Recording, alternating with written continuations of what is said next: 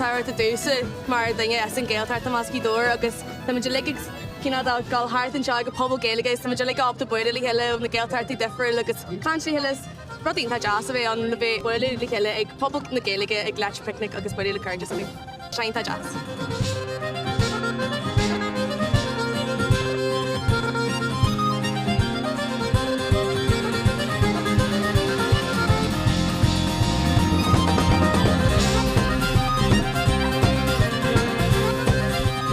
An seo le orla ón mana ceol Clada orla bhí sé sin do chreide. I mean, tíir se ort in ní gig mar sin dhéanamh. No, ní bhí mas tuirseach actually bhíon sort of adrenaline rush an héis. Sní bhí mas an cola héis really.